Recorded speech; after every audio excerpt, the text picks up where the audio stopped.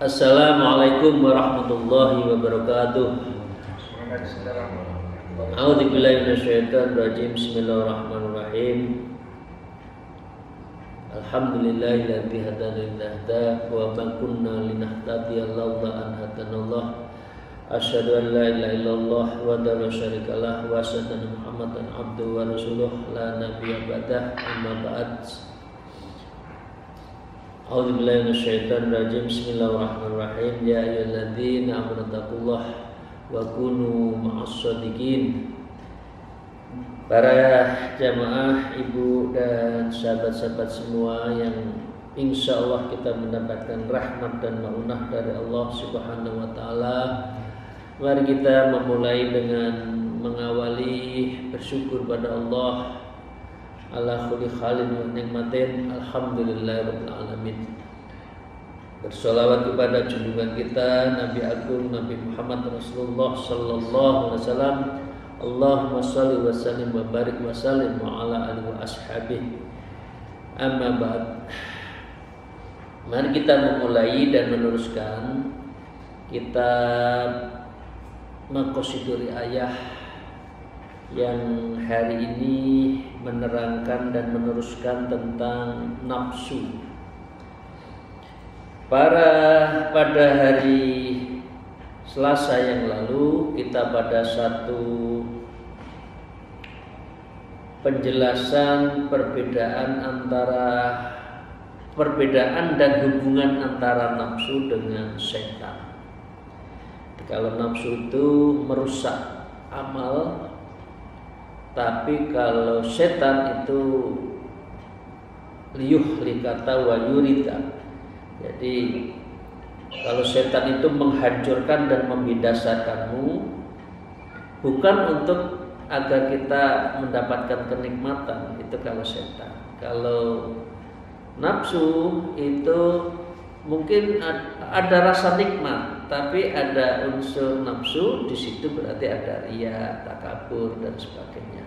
Itu yang menjadikan amalannya itu tidak dalam posisi ikhlas. Ya, itu kalau nafsu.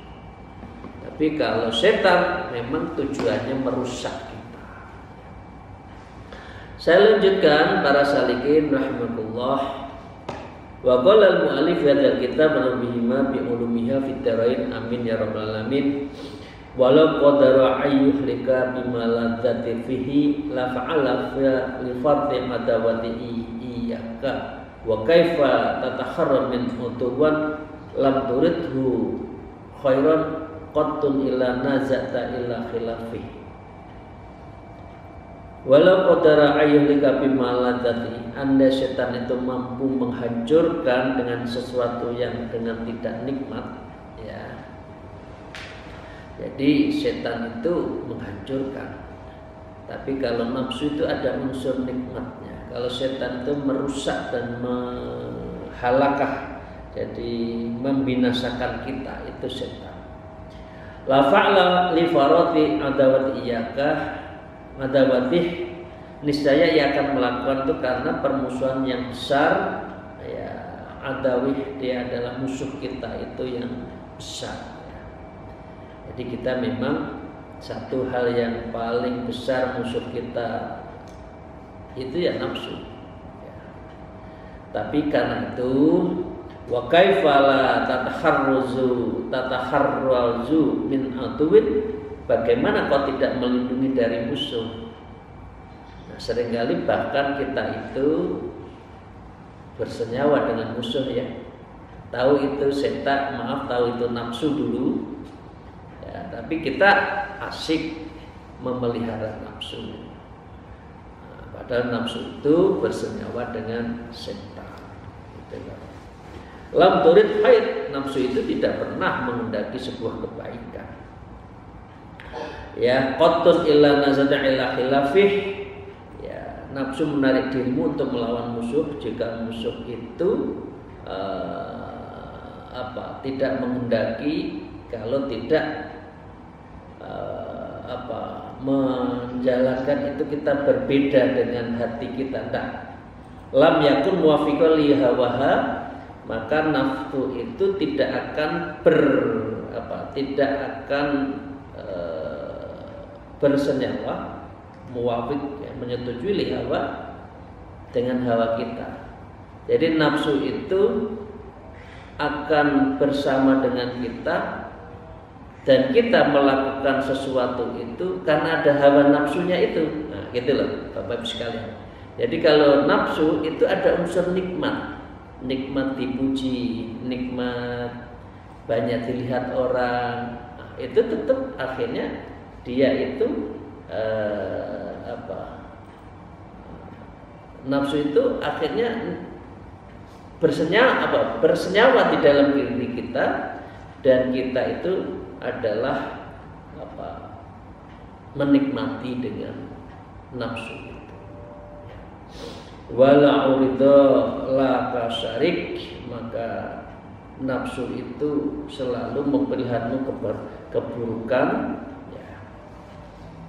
Nafsu itu melihat kalau amal itu kalau tidak disertai dengan dengan riya, dengan dilihat orang itu jelek. Nah, karena itu harus ada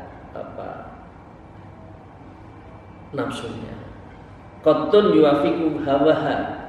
Jadi kalau nafsu itu selalu bersenyawa dengan hawa nafsu kita. Illa kanat hiya da'iyatu ilahi wal hassatu alaihi. Ya ada. Jadi dengan demikian hanya nafsu mengajak manusia, ya, kepada dan mendorong kepada tadi kenikmatan riya. Wala dayat khairan qatun ila biha, tadi dia tidak akan bersenyawa kalau tidak di dalamnya ada tidak ada rasa. Tidak ada rasa untuk melakukan sesuatu yang karena dilihat manusia menjadi nggak indah, gitu ya. Nah, karena itu wala raqiba makruhan qatu illa bi Muhammadin munahan. Karena itu nafsu juga tidak akan pernah melakukan hal makruh, ya. Makruh itu dijalankan, ya, padahal sebaiknya tidak.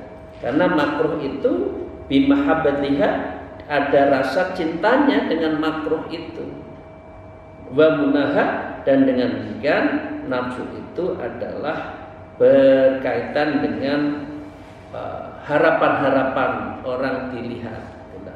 Jadi pengertiannya dari sini Bapak Ibu sekalian. Pokoknya nafsu itu adalah ada unsur kenikmatan.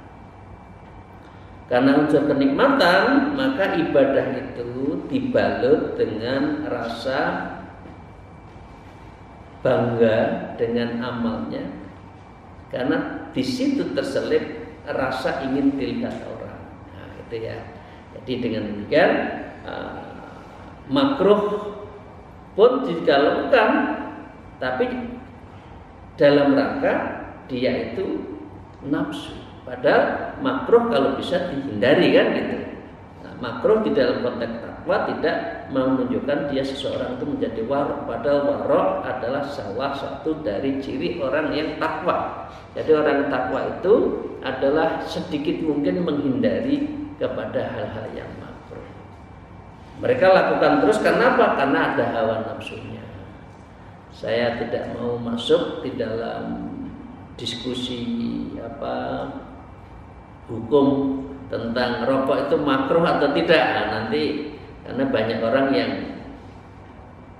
merokok gitu ya. Dari merokok itulah dia menikmati sesuatu, katakan. Tapi sesungguhnya dia makruh. Tapi Bapak-Ibu sekalian, mohon maaf, ini kita nggak diskusi di situ ya.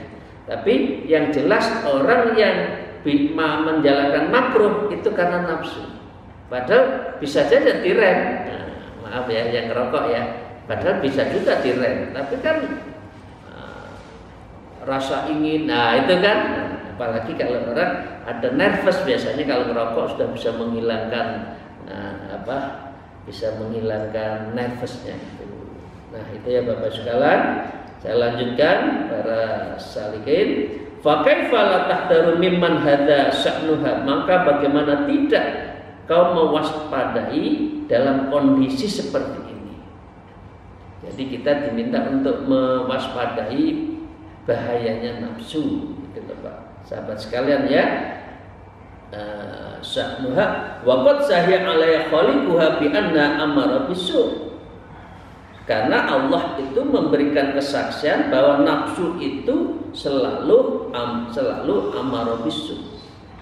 Selalu nafsu mengajak kepada keburukan. Itu nafsu. Ya, karena itu kan ada dua nafsu manusia yang tidak baik itu kan.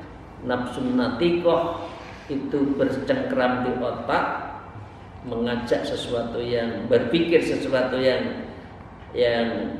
tidak baik, dan nafsu lawamah yang ada di dalam hati kita itu masih takabur, ya, sombong, kemudian ghibah dan sebagainya itu ya. Kama syahida 'ala syaitan annahu ya'muru bisu'i wal fahsya. Jadi kalau nafsu mengajak kepada keburukan, sebagaimana halnya kama syahida, seperti yang dipersaksikannya bahwa ya syaitan itu annahu sesungguhnya ya'muru bis-su' wal fahsya. Karena kalau setan itu mendorong, mengiring pada su'. Ya, ini perbedaan kedua ya. Su' kalau itu nafsu, kalau setan su' wal fahsya. Ya, buruk dan jahat. Ini melakukan keburukan dan kejahatan berarti merusak, halakah kemarin yang kita sampaikan ya. Nah dengan demikian in taqayyadta li ma'adika, maka sebaiknya kamu menyadari kemana kita itu akan kembali ya. Berarti kan ke akhirat. Nah kalau kita menyadari seperti itu, maka kita tentu akan mengurangi dan mengendalikan nafsu. Saholat ka'amdalika bil fikri fi syahwatiya wa amratun jahat. Karena nafsu itu akan mengalihkan perhatianmu dengan memikirkan semua keinginan itu dunia. Jadi Bapak Ibu sekalian, kalau kita masih dikuasai dunia itu nafsu. Tapi kalau kita mengendalikan dunia itu bukan nafsu. Karena itu menjadi sunnatullah, kita hidup di dunia. Tapi bukan dikendalikan oleh nafsu. Tapi kalau kita serba dunia, sedikit-sedikit dunia, berarti itu nafsu. Nah, itu ya dalam konteks ini. Karena nafsu itu akan mengalihkan perhatianmu, pikiranmu, semua tercurahkan pada urusan dunia. Fa in qahartaha bi aqlika, maka dengan demikian jika kau menundukkan nafsu dengan akalmu, maka apa? Fa in qahartaha bi aqlika nazataka asadal munazah hatta la yukhluwa syai'un min salawatika. Jadi kalau kita melawan nafsu, apakah nafsu diam? Enggak. Ya, maka nafsu akan melawanmu dengan keras hingga tak sedikit pun, termasuk di dalam sholawatika. Dalam sholat kita itu ada nafsu. Nafsu ingin dilihat, nafsu menambah sholat sunat di hadapan orang banyak, nafsu ingin Pak ini sangat alim misalkan, sangat rajin beribadah ke masjid, nah, tapi banyak dilihat orang, nah itu juga ada nafsu, sehingga nafsu itu menyelinap di dalam ibadah. Sekali lagi nafsu itu ada unsur nikmatnya. Tapi kalau setan kembali lagi halakah, karena dia itu adalah ya'muru bis-su' wal fahsya, itu setan. Min fikriha fi hawaya wa amri dunyaha. Maka dengan demikian nafsu itu selalu tidak lepas dari pikiran tentang urusan dunia kita. Jadi kalau urusan dunia menggelayut terus di pikiran kita, itu sudah nafsu. Jadi kita tidak dikendalikan oleh hati nurani, tapi oleh nafsu di dalam hal dunia. Kemarin disebutkan di dalam Tajul Arus, ya namanya harta dunia itu cukup di telapak tangan. Ya, kalau Imam Ghazali menyebutkan harta itu cukup digenggam, tidak boleh dimasukkan di hati. Jadi kalau masuk hati kita akan diperbudak oleh harta. Gitu.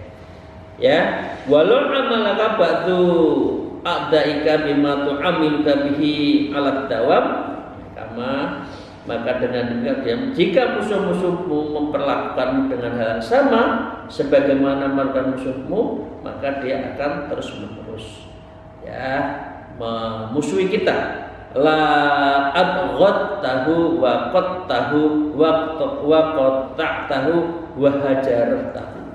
Maka dengan demikian niscaya nafsu akan membenci musuhmu, memutuskannya dan memaksanya pergi. Nah, artinya nafsu itu memaksa kita, meracuni kita agar kita itu tidak lepas dari nafsu itu. Karena nafsu itu kan bukan menghajar. Nafsu itu kan menikmati atas ilmu, rezeki, ya, amal kita, ada kepuasan, dan di situ nanti hilang. Nah, itu caranya nafsu untuk menghancurkannya. Maka dengan demikian, ya, nafsu itu akan membenci kepada kita. Oke. Nah, dengan namun demikian para sakin, walakin, ya, tadi saya sebutkan kan nafsu itu terus memusuhi kita, nafsu terus menggoda kita. Disebutkan gini, walakin hadza adun la taqdiru ala maqatih wala ala muhajatihi. Anehnya, ya, walakin akan tetapi kita semua tidak mungkin berpisah dari nafsu itu. Enggak mungkin. Muqata' alamu, tidak bisa, karena nafsu itu menjadi bagian hidup kita, itu loh. Jadi mengapa Imam Ghazali menyebut ada 4 itu kan? Ada nafsu, ada akal, ada hati pasti, ada askar, panca indera yang berhubungan dengan kelembutan yang ada di dalam diri kita. Apakah otak kita disetir oleh nafsu atau oleh hati? Telinga kita diperintah oleh siapa? Lah, mendengarkan apa? Itu semua akibat dari apa? Akibat dari korelasional antara hati dan nafsu, siapa yang menang. Karena nafsu tidak bisa dihindari. Ya, sebab kau tidak mungkin berpisah dari nafsu, kau tidak bisa membunuh nafsu, ya, tidak bisa, karena nafsu itu menjadi bagian dari kita. Idla yumkinuka mufarqaha, kamu tidak bisa, wala yajuzu laka qatluha, kamu tidak bisa membunuh nafsu itu. Nafsu ada, hanya bagaimana mengendalikan. Itu yang disebut dengan tazkiyatun nafas, di situ dibersihkan. Ojo numpuk nemen-nemen, nanti terjadi keraknya di dalam hati kita terlalu banyak sehingga mudah untuk berbuat sesuatu yang dilarang oleh Allah, karena itu ada nafsu. Jadi nafsu tidak bisa hilang dari kita. Fayal atahu mulazimu alladzi la yufarq. Nafsu adalah musuh yang melekat dan tak terpisahkan. La yufarq, enggak bisa dipisahkan. Memang Allah menciptakan itu. Wajihatu a'zamu, memerangi nafsu itu lebih berat, ya, min jihadil kufar, daripada membunuh orang kafir. Kalau orang kafir itu kan kelihatan caranya apa, gimana, itu kelihatan, ya. Tapi kalau nafsu kan tidak kelihatan. Karena jihadul akbar itu nafsu. Jihad yang paling besar itu oleh Rasulullah disebut nafsu. Karena nafsu itu pasti disebutkan tadi itu ya, nafsu itu disebutkan dia selalu amarah bisu. Tapi kita nggak tahu Karena nafsu ada di dalam diri kita, nafsu menjadi bagian dari diri kita. Jadi pertanyaannya bukan dibunuh nafsu itu. Jadi nggak mungkin membunuh nafsu, tapi mengendalikan nafsu. Karena kalau orang tidak nafsu, li'annaka idza qatalta aduwan kafir ajarakal ala dzalik, sebab jika kau membunuh orang kafir, Allah memberikan pahala. Wa in fa'alta ka'atakallah ta'ala manazil syuhada. Kalau kita dalam perang, ya kita terbunuh, kita disebut orang syahid, orang yang mati di jalan Allah. Walau qatalkan nafsuka aqataha, namun jika nafsumu ya membunuhmu atau kau membunuhnya, kau yang akan rugi. Nggak bisa. Orang motivasi maju, orang motivasi ada peningkatan karirnya, baik itu nafsu. Tapi nggak boleh nggak boleh berambisius, kira-kira itu menghalalkan segala cara, itu yang nggak boleh. Berkeinginan boleh. Yang nggak boleh itu tadbir dan nafsu. Tadbir itu menentukan saya harus gini, apapun saya lakukan, siapapun yang menghalangi akan saya libas misalkan, itu yang nggak boleh. Ya, tapi berkeinginan boleh, gitu ya, berkeinginan boleh. Tapi kalau kita bunuh, malah kita akan rugi. Ya, ini disebutkan rugi dunia dan akhirat. Karena apa? Fasarun qaimun wa gharuruha daimun. Karena keburukan nafsu itu akan tetap tegak berdiri, ya. Wa gharuruha daimun, dan tipu dayanya itu adalah nafsunya itu abadi. Jadi permasalahannya bagaimana kita itu tazkiyatun nafs wa tasfiyatul qalbi, membersihkan nafsu-nafsu kita, dan apa? Dan yang kedua adalah membeningkan mata hati. Itu dengan cara itu kita berarti bisa mengendalikan nafsu kita. Fayam bagilaka antuqabila syarraha wa gharuha biqam'i awsafiha, maka sebaiknya kau menghadapi keburukan dan tipu daya itu dengan mengendalikannya. Caranya apa? Awsafiha, harus tahu sifat-sifat nafsu itu apa. Nafsu itu maunya enak-enak, dipuji, ya. Hindari. Ya, kalau memang sudah banyak orang yang lebih baik diam, ya, tidak usah terlalu menunjukkan orang pinter, misalkan diam aja. Warud akhlaqiha, dan kita juga bisa mengenali karakternya, akhlaknya, karakternya nafsu itu apa. Hatta tasuqaha ila azza wa jalla, ya, sehingga kita itu adalah disetir oleh Allah. Yang penting kita itu disetir menuju Allah. Nah, dengan demikian wahya karihah, maka dengan demikian kalau seperti itu, ya ini disebut itu wahya karihatun. Kalau kita sudah Allah bersih, maka dia menjadi muak. Ya, nafsu menjadi tidak mampu mengendalikan. Fa'alaika bi ahdi hadzal minna mutawakkilan ala rabbik. Oleh karena mesti kamu mewastai dan kamu harus bertawakal dengan Allah. Caranya itu, kalau kita nggak pernah tawakal kepada Allah, itu berarti nafsu, berarti protes pada Allah. Ingin kaya nggak dapat kaya, ingin nambah jabatan nggak mana, itu kan protes, berarti nafsu. La ala khadarika, maka dengan demikian bukan bertawakal kepada yang tindakan waspadamu, kamu boleh tapi tetap tawakal. Wa ya ma'al hadil asfati khasyah wal akhlaqi dzamimah, maka dengan demikian nafsu bersama sifat-sifat buruk dan karakter tercela itu nafsu. Jadi kita harus kendalikan nafsu.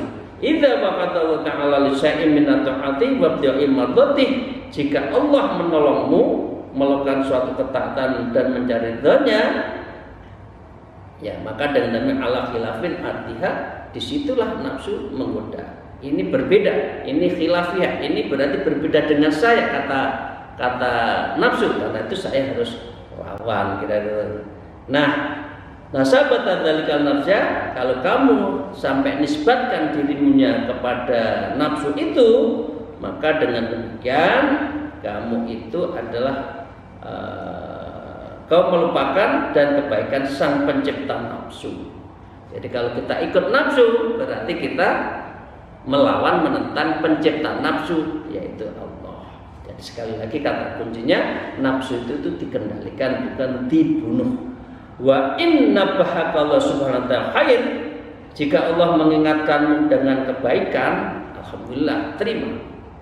Nah, tapi wanasna nasabat dzalika ila nafsiha, kalau kamu yang kamu dengarkan nisbatkannya itu pada nafsumu, wa ta'abihi ala rabbaha, berarti kamu adalah tidak bersama Allah. Padahal nafsu itu yang mengingatkanmu itu adalah Allah. Annahu lam yunabbikal lil khair sifah, maka dengan demikian tidak ada Tuhan selain Allah. Lalu kamu kok ikut nafsu, bukan mengikut Allah. Saudarakan gitu ya para sakin. Nah, ini kalimat terakhir ya di dalam bab nafsu. Habis itu kita akan masuk ke bicara tentang penyakit hati lainnya, ujub. Fa iyyaka, ya, ini dua kali fa iyyaka antan subal khaira illa man lam ta'rifu illa bisyarr. Maka jangan sekali-kali kamu menisbahkan kebaikan kepada nafsu yang hanya kau kenal ia sebagai keburukan. Ya. Kenal akhlaknya, karakternya, nafsu itu kamu harus tahu. Tapi tidak cukup kamu itu tahu ini keburukannya, ini karakternya, tidak cukup untuk mengetahui. Malam takrif tidak cukup. Wajib dzalika ila rabbik, maka dengan demikian nisbahkan semua itu diri kita itu kepada Rabbika, kepada Allah Tuhan kita. Itu ya para salikin ya.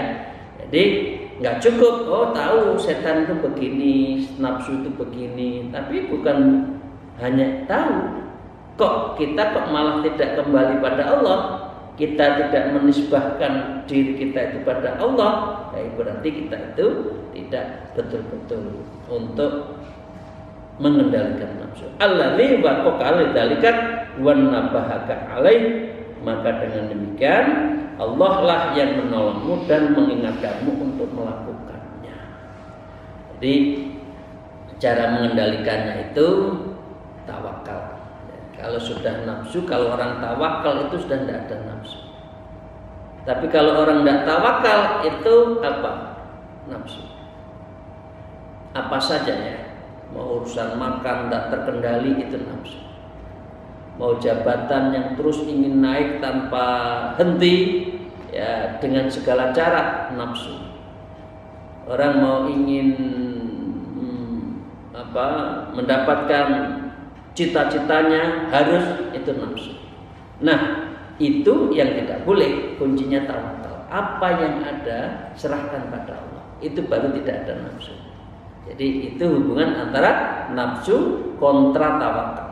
Kalau tawakal tidak ada nafsu, kalau nafsu berarti tawakalnya lemah. Nah, ini sebagaimana yang difirmankan Allah, wa ma bikum min ni'matin faminallah. Maka apa saja nikmat yang ada pada kalian dari Allah, datangnya terima aja. Nggak usah protes. Ada ini alhamdulillah, dikasih ini alhamdulillah. Nah, maaf, semalam saya pulang dari acara NU, pulang beli ronde. Jawabannya enak aja. Tanggal tua biasanya agak berkurang, Pak. Ya, tapi saya terima saja. Apa yang diberikan oleh Sak Pandumi Gustilah saya terima. Waduh, medek saya. Oh bagus ini. Penjual ronde ini tasawuf ini badan saya ya. Jadi itu tahu namanya tawakal. Golek rezeki bukan karena nafsu, tapi karena perintah Allah dan dilakukan secara tawakal. Itu bagol ronde itu. Nah, kita yang diberi A, I, U, A, B, C, D sebagian banyak kok tidak tawakal ya. Nah, ini pelajaran buat kita semua. Tawakal saja. Ya. wa tamid fi dzalika kulhi ala lutfillahi ta'ala wa husni taufiqi, maka sandarkanlah semua itu kepada belas kasih dan wa husni taufiqi, dan kebaikan pertolongan Allah. Jadi kalau sudah ada masalah, tawakal saja, serahkan pada Allah untuk husni taufiq, untuk mendapatkan taufik pertolongan Allah yang baik. Famat taufiqi illa min indillah, tidak ada pertolongan sudah selesai. Intinya nafsu harus dikendalikan, cara mengendalikan harus tawakal. Karena apa? Karena lutfillahi ta'ala wa taufik, inilah kunci dari semua, ciri dari kita sukses tidaknya mengendalikan nafsu itu, tawakal. Wa mat taufiq illa min indillah wa mat tahqiqu illa min rizqi. Tidak ada satupun pemberian pertolongan itu dari Allah, dan tidak ada perolehan yang kecuali yang terbaik itu adalah Allah, dari Allah. Karena itu pengertian la ilaha illallah itu tiga. La ilaha illa ma'budan illallah, tidak ada yang kita sembah selain Allah. La ilaha illa maqsuda illallah, tidak ada yang kita tuju selain Allah. Ini kan adalah Allah, pertolongan Allah, minallah, lillah, dan sebagainya. Dan pengertian yang ketiga adalah pengertian la ilaha illallah yang ketiga itu adalah la ilaha illa mahbuba illallah. Tidak ada sesuatu pun yang aku cintai kecuali Allah. Bukan makhluknya, bukan harta, bukan jabatan, dan bukan hal-hal lain. Itu semua nafsu kalau kita betul-betul mengarahkan pada mencintai makhluk, itu nafsu. Demikian, terima kasih para salikin. Mohon maaf atas segala kekurangan saya. Moga-moga pertemuan ini mendapatkan ridho, maunah, dan keberkahan dari Allah Subhanahu. Al-afu minkum wallahu muwaffiq ila aqwamit thariq. Wassalamualaikum warahmatullahi wabarakatuh.